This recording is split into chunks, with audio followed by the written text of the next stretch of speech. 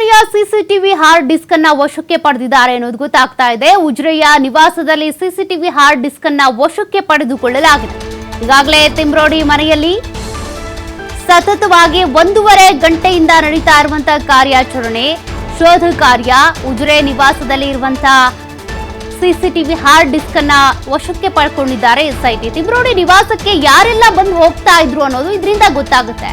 ಚುನ್ನಯ್ಯ ಮೊದಲು ಬಂದಾಗ ಜೊತೆಗೆ ಇದ್ದವ್ರು ಯಾರು, ಕಳೇಬರ ಶೋಧದ ವೇಳೆ ಯಾರ್ಯಾರು ಮನೆಗೆ ಬರ್ತಾ ಇದ್ರು, ಇಂಚಿಂಚು ಮಾಹಿತಿಯನ್ನ ಕೆದಕ್ತಾ ಇದ್ದಾರೆ ಎಸ್ಐಟಿ ಅಧಿಕಾರಿಗಳು.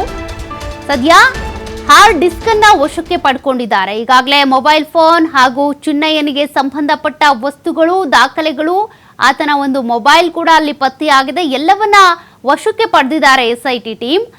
ಮತ್ತೊಂದು ಕಡೆ ಆತನ ಜೊತೆಗೆ ಯಾರಿದ್ರು ಚುನ್ನಯ್ಯನ ಜೊತೆಗೆ ಈ ಒಂದು ಮನೆಗೆ ಬಂದಾಗ, ಉಜಿರೆ ನಿವಾಸ ಏನಿದೆ ತಿಮ್ರೋಡಿಯರ ನಿವಾಸ, ಆ ನಿವಾಸಕ್ಕೆ ಬಂದಾಗ ಜೊತೆಲಿ ಯಾರಿದ್ರು, ಶುರುವಿನಲ್ಲಿ ಯಾರ್ಯಾರು ಬಂದು ಹೋಗ್ತಾ ಇದ್ರು, ಇವರ ಚಲನವಲನಗಳೆಲ್ಲದ್ರ ಬಗ್ಗೆ ಕೂಡ ಸಿಸಿಟಿವಿಯಲ್ಲಿ ಏನಾದರೂ ಸಿಗ್ಬಹುದಾ ಅಂತ, ಫುಟೇಜ್ ಇರುತ್ತಾ ಇರಲ್ವಾ ಅದನ್ನು ಕೂಡ ನೋಡಬೇಕಾಗಿದೆ. ಹಾರ್ಡ್ ಡಿಸ್ಕ್ ಅನ್ನ ಸದ್ಯ ವಶಕ್ಕೆ ಪಡ್ಕೊಂಡಿದ್ದಾರೆ.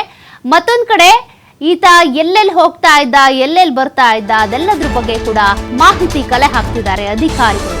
ಕೆಲ ಮಹತ್ವದ ದಾಖಲೆಗಳನ್ನು ಕೂಡ ವಶಕ್ಕೆ ಪಡೆದಿದೆ ಎಸ್ಐಟಿ. ತಿಮ್ರೋಡಿ ಮನೆಯಲ್ಲಿ ದಾಖಲೆ ವಶಕ್ಕೆ ಪಡೆದಿರುವಂತಹ ಎಸ್ಐಟಿ ಟೀಮ್ ಮಹತ್ವದ ದಾಖಲೆಗಳನ್ನ ವಶಕ್ಕೆ ಪಡೆದು ಮಹಜರು ಮುಂದುವರೆಸಿದ್ದಾರೆ. ಆರೋಪಿ ಚುನ್ನಯ್ಯ ಇರ್ತಾ ಇದ್ದಂತ ಕೊಠಡಿಯಲ್ಲಿ ಶೋಧ ನಡೆದಿದೆ. ಚುನ್ನಯ್ಯ ಬಳಸುತ್ತಿದ್ದ ವಸ್ತುಗಳನ್ನ ವಶಕ್ಕೆ ಪಡೆದಿದ್ದಾರೆ ಎಸ್ಐಟಿ ಅಧಿಕಾರಿಗಳು. ಕೆಲ ಮಹತ್ವದ ದಾಖಲೆಗಳು ಸಿಕ್ಕಿವೆ ಅನ್ನೋದು ಗೊತ್ತಾಗ್ತದೆ.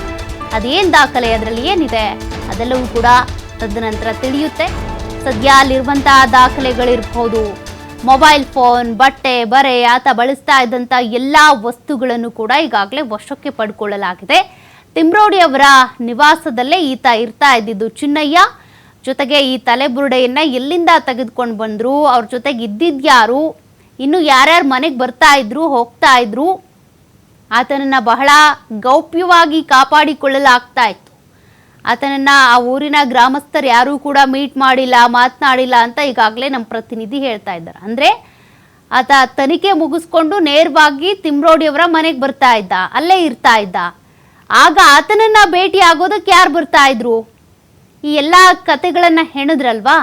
ಅದರಲ್ಲಿ ತಿಮ್ರೋಡಿಯವರು, ಸಮೀರ್ ಇರ್ಬೋದು, ಮಟ್ಟಣ್ಣನವರು, ಇವರೆಲ್ಲ ಹೆಸರನ್ನ ಈತ ಹೇಳಿದ್ದಾನೆ. ಇನ್ನು ಯಾರ್ಯಾರಿದ್ದಾರೆ, ಪ್ರತಿಷ್ಠಿತ ವ್ಯಕ್ತಿಗಳು ಯಾರಾದರೂ ಇದ್ದಾರಾ? ದೆಹಲಿಗೆ ಆತ ಹೋಗಿ ಬಂದನಲ್ಲ, ಅವರ ಇಡೀ ಟೀಮ್ ಹೋಗಿ ಬಂತು ತಲೆಬುರುಡಿಯನ್ನು ಇಟ್ಕೊಂಡು. ಹಾಗಾಗಿ ದೆಹಲಿ, ತಮಿಳುನಾಡು, ಮಂಡ್ಯ, ಇಲ್ಲಿ ಎಲ್ಲ ಕಡೆನೂ ಕೂಡ ಈಗ ಅಧಿಕಾರಿಗಳು ಕಣ್ಣಿಟ್ಟಿದ್ದಾರೆ.